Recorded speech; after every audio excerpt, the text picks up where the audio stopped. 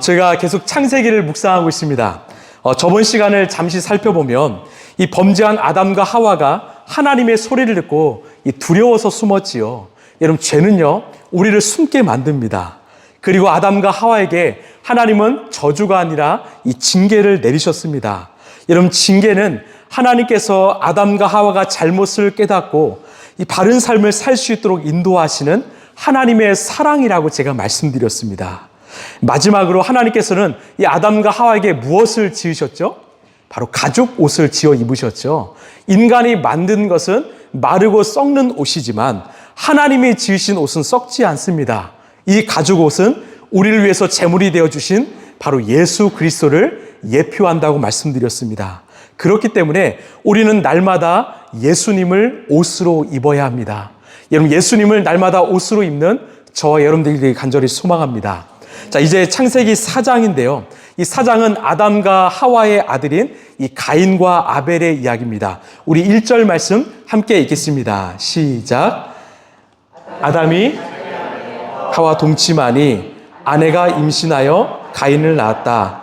하와가 말하였다. 주님의 도우심으로 내가 남자아이를 얻었다. 아멘. 자, 여기서 이 하와의 중요한 고백이 나오는데요.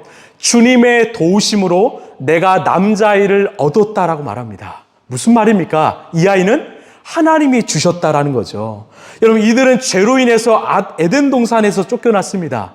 그러면 하나님이 이들을 버리셨을까요? 아닙니다. 여전히 함께 하시고 지켜주셨습니다. 여기서 우리는 무엇을 깨닫습니까? 하나님께서는요, 당신이 맺으신 언약은 반드시 지키신다라는 겁니다. 여러분, 왜 우리가 날마다 말씀을 묵상합니까? 왜 그 말씀을 붙잡습니까? 하나님께서 당신의 말씀을 끝까지 신실하게 지키시기 때문입니다. 이 말씀을 붙잡는 인생만이 하나님의 보호하심을 받는 인생이 될 수 있기 때문이죠. 이것을 하와가 깨달은 겁니다. 주님의 도우심으로 내가 남자아이를 얻었다. 여러분, 우리의 삶 한번 돌아볼까요?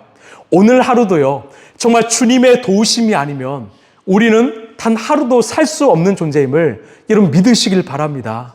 언제나 변치 않으시고 신실하게 당신의 약속을 성취하시는 주님이 계시기 때문에 우리는 두려워하지 않고 살아갈 수 있는 것입니다. 자, 우리 2절 말씀입니다. 시작. 하와는 또 가인의 아우 아벨을 낳았다. 아벨은 양을 치는 목자가 되고 가인은 밭을 가는 농부가 되었다. 아멘. 이제 이들의 직업이 나옵니다. 아벨은요, 양을 치는 목자였고 가인은 밭을 가는 농부였습니다. 이제 시간이 지나고 추수의 때가 돼서 이 둘은요, 하나님께 제사를 올려드리는데요. 우리 3절에서 5절 말씀입니다. 시작. 세월이 지난 뒤에 가인은 땅에서 거둔 곡식을 주님께 제물로 바치고 아벨은 양떼 가운데서 맛배 기름기를 바쳤다. 주님께서 아벨과 그 바친 제물은 반기셨으나 가인과 그가 바친 제물은 반기지 않으셨다. 그래서 가인은 몹시 화가 나서 얼굴빛이 달라졌다. 아멘. 자, 여기서 이 문제가 하나 발생했습니다. 하나님께서 이 아벨과 그가 바친 제물은 반기셨다라고 하고요. 또 가인과 그가 바친 제물은 반기지 않으셨다라고 말합니다. 여기서 반기다란 말을 히브리 말로 이 샤아라고 하는데 어떤 말이냐면 응시하다란 말이에요. 그러니까 주도 면밀하게 관찰하다라는 겁니다. 보고 계시다라는 거죠. 하나님께서 아벨과 그가 바친 제물은 응시하셨다. 하나님이 집중해서 보셨다라고 하고요. 바꿔 말해서 이 가인의 것은요, 그냥 잠깐 보고 말았다라는 거예요. 안 보셨다라는 거죠. 제가 질문 하나 할까요? 왜 하나님께서는 그 아벨의 제물은 반기시고 가인의 제물은 반기지 않으셨을까? 우리가 이런 생각을 할 수 있습니다. 아벨은 무엇을 바쳤죠? 이 짐승, 이 고기를 바쳤고 이 가인은 이 제물로 곡식을 바쳐서 그렇다. 우리 주님은 이 비싼 고기만 좋아하신다. 맞습니까? 아니죠. 레위기를 보면 제사에서도 짐승도 바치지만 이 곡식을 바치는 이 소제가 있잖아요. 그 답을요, 우리는 5절에서 찾을 수 있는데요. 5절을 보시면 가인과 그가 바친 제물을 반기지 않으셨다. 잘 보십시오. 그래서 가인은 몹시 화가 나서 얼굴빛이 달라졌다. 아멘. 하나님이 가인과 그 재물을 반기지 않으셨습니다. 그랬더니 이 가인의 반응이 재밌습니다. 몹시 화가 나서 얼굴빛이 달라졌다라고 말합니다. 이 화가 나다라는 말의 원어의 뜻은요, 뜨겁게 타오르다예요. 이 맹렬하게 타오르다입니다. 즉 여름에 뜨겁게 타오르는 그 태양처럼 화가 났다라는 거예요. 분노가 치밀었다라는 거죠. 여기에 몹시라는 부사가 붙여지죠. 극도로 화난 상태입니다. 자, 여기에서 하나님께서 가인과 그의 재물을 받지 않으셨다라는 답이 있습니다. 예를 들어서 이 학생과 선생님이 있습니다.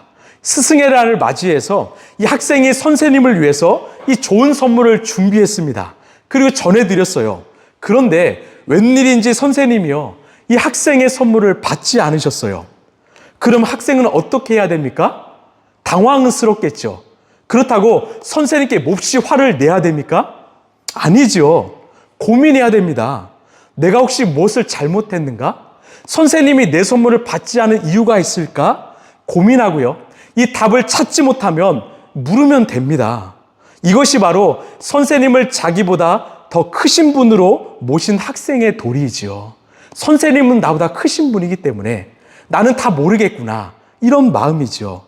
그런데 선생님이 안 받는다고 해서 극도로 화를 내고 안색이 변하면 무엇입니까? 이 학생이 선생님보다 더 큰 자예요.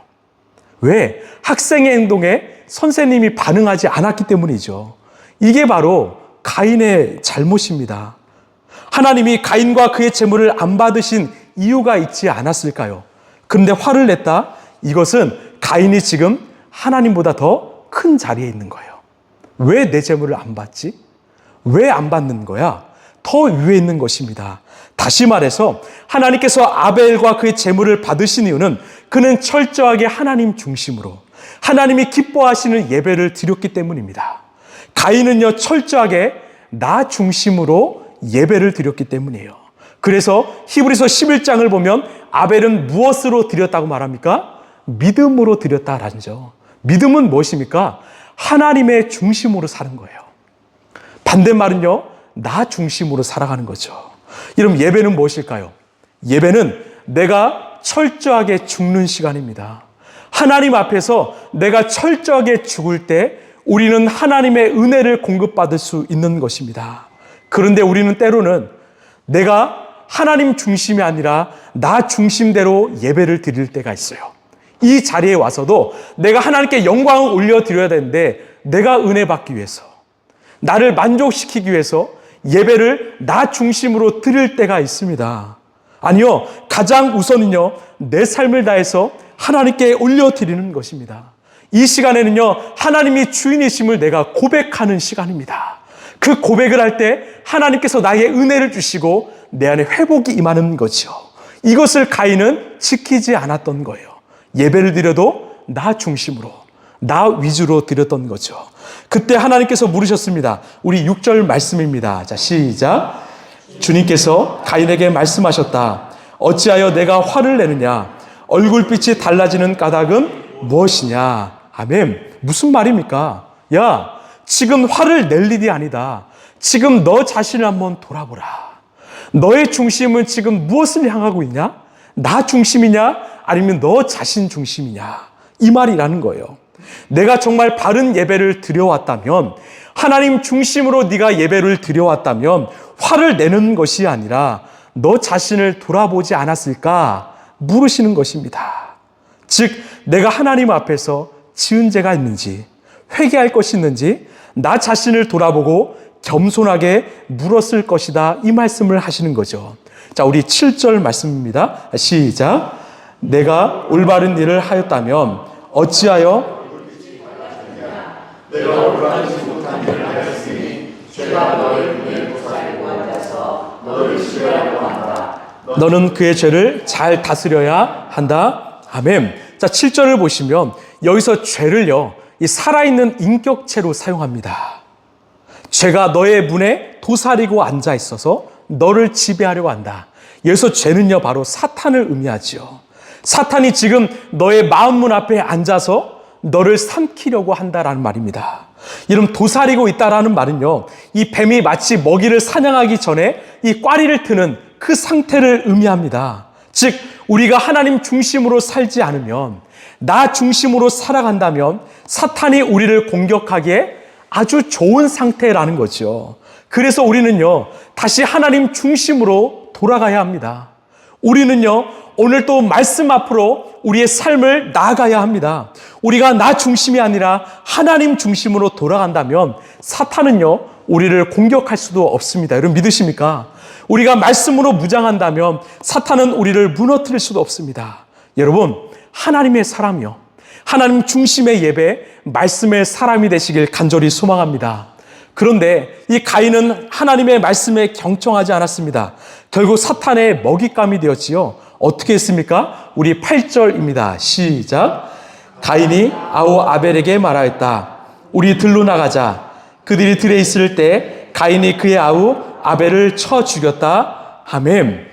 그의 아우 아벨을 쳐 죽였다. 이런 왜 죽였을까요? 바로 앞절에서 말하고 있죠.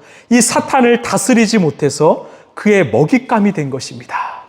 그 시기 질투로 인하여 그만 그 아우를 죽이고 말았던 거죠. 결국 우리가 하나님의 중심으로 살지 않으면요, 우리가 말씀 가운데 날마다 죽지 않으면 우리는 실제 살인은 아니겠지만 인격적으로 누군가의 인생을 해하는 사람이 될 수 있다는 거예요.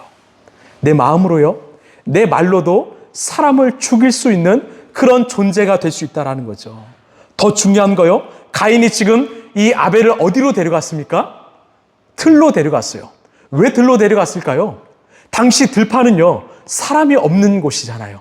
아무도 보지 않은 곳. 그래서 자신이 죽여도 누구도 보지 않았다라고 생각했기 때문이죠. 그런데 그가 잊어버린 것이 무엇입니까? 그 상황을 누가 보고 계셨다? 하나님이 보고 계셨다. 이 아멘이십니까? 이런 죄인의 특징이 뭡니까? 이 코람데오요. 하나님이 내 앞에 계시다. 하나님이 나와 함께 하시는 임마누엘이시다.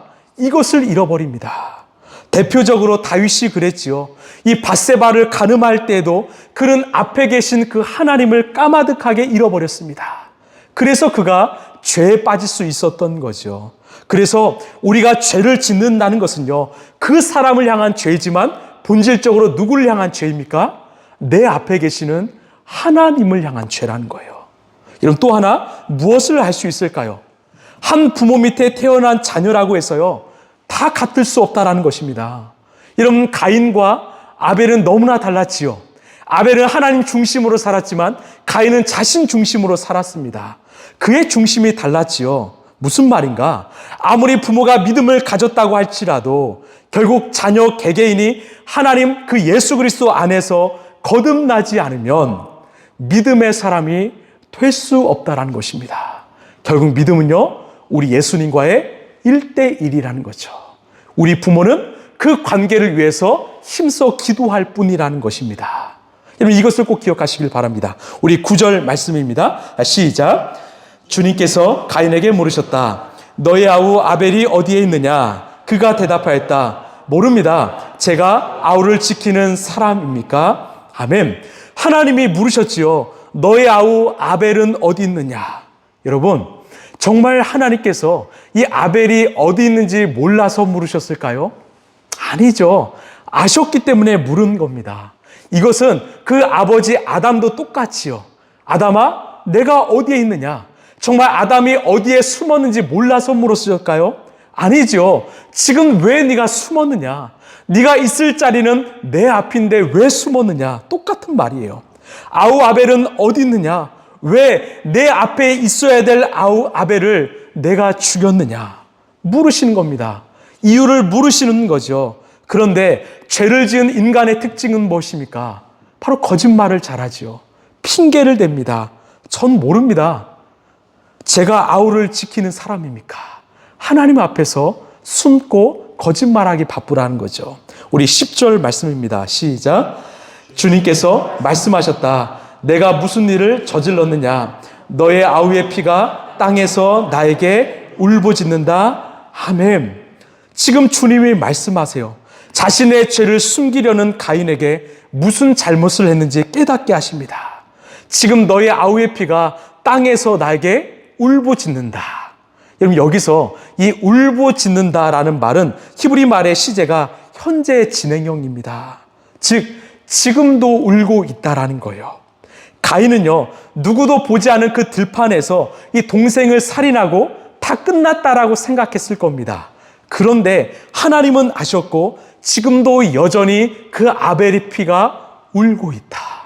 나를 향해서 울부짖는다. 그 죄는 끝나지 않았다라고 말씀하시는 겁니다. 우리 11절입니다. 시작. 이제 내가 땅에서 저주를 받을 것이다. 땅이 그 입을 벌려서 너의 아우의 피를 너의 손에서 받아 마셨다. 아멘. 여러분, 이 말씀 어디서 본지 않으셨습니까? 바로 앞장 3장에서 이 아담에게 이 징계를 내리시면서 땅을 저주하셨죠.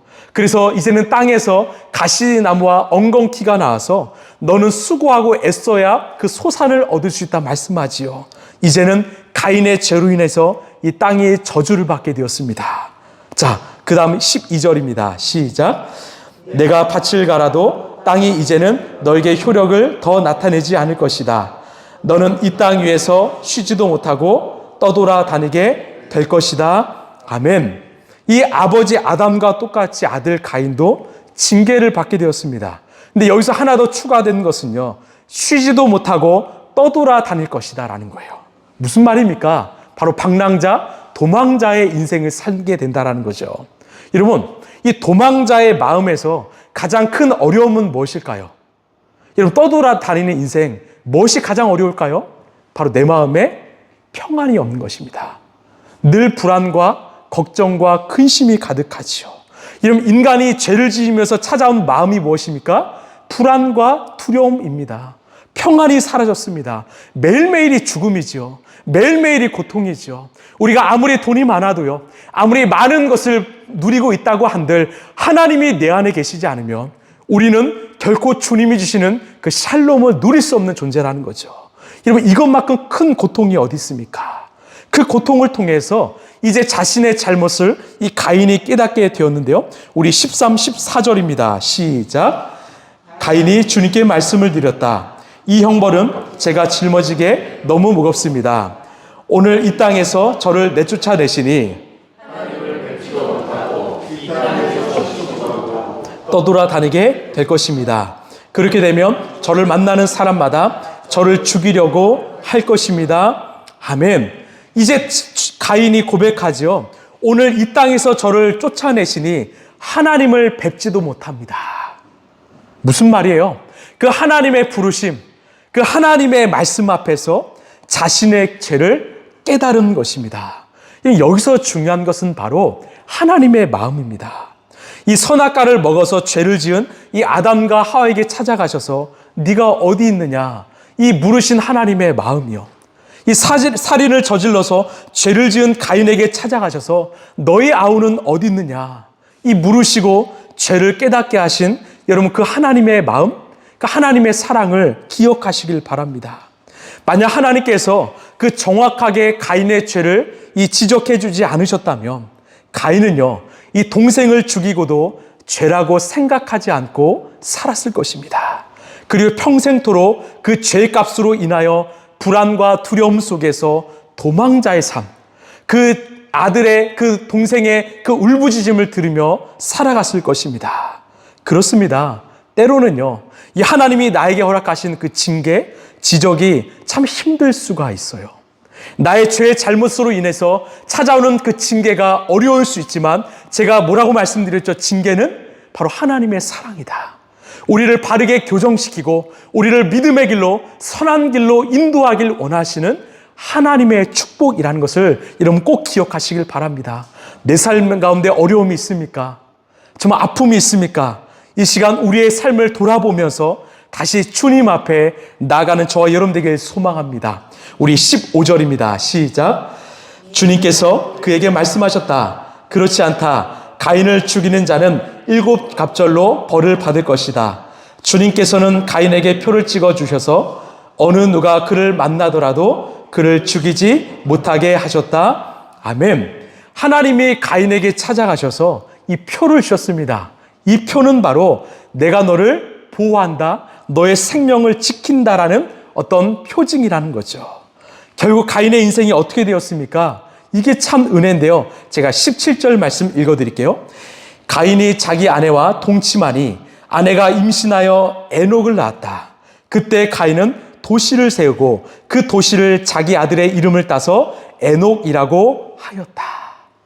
그가 아들을 낳았는데 그의 아들의 이름이 에녹입니다. 여러분, 당시 자녀의 이름은요, 바로 부모의 신앙 고백이죠.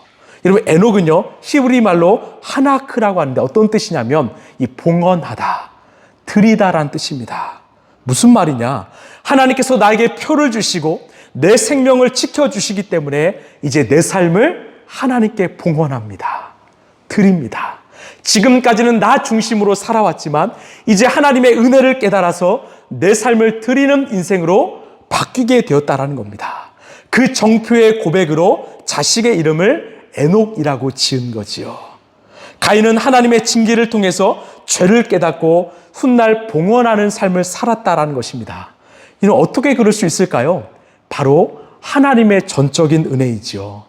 여러분, 우리는 하나님의 은혜가 아니면 바르게 살 수도 없고 회복할 수 없는 존재임을 여러분 기억하시길 바랍니다. 여러분, 우리 자신은 누구일까요? 바로 은혜 하루살이지요. 영적인 하루살이지요. 오늘 은혜로 오늘을 살아가는 자, 오늘 베푸시는 은혜로 오늘을 살아가는 저와 여러분 되길 간절히 소망합니다. 말씀을 좀 정리할게요. 먼저는요, 정말 하나님의 은혜를 꼭 기억했으면 좋겠습니다. 우리는 가인을 보면서 정말 나쁜 놈이라고 생각할 수가 있지요. 그러나 우리도 마찬가지 아닐까요? 우리도 살아가면서 내 마음으로요, 누군가를 해하고 내 마음으로 누군가를 인격적으로 죽일 수 있는 존재라는 거지요. 그런 죄인이지만 우리에게 주님께서 은혜를 베푸셨기 때문에 우리가 이 자리에 있는 거 아닐까요? 여러분, 날마다 정말 주님의 은혜를 묵상하고 붙잡는 저와 여러분 되길 소망합니다. 또한요, 우리 자녀에게 줄 수 있는 최고의 교육은요, 바로 신앙 교육이라는 거예요. 요즘 인터넷에는요, 이 강남 학부모의 자녀 교육에 대한 이야기가 많이 나옵니다. 이 헬리콥터맘이라고 들어보셨어요? 이 자녀를 뺑뺑이를 돌리는데 이 강남의 초등학생들은요, 학원을 한 7개, 8개 다닌대요. 엄마는 밖에서 기다리면서 나오면 또 다른 학원으로, 또 다른 학원으로. 왜? 명문대 보내려고. 그런데 자녀가 커서요, 좋은 대학을 다닌들, 가인처럼 살아가는 이들이 얼마나 많습니까?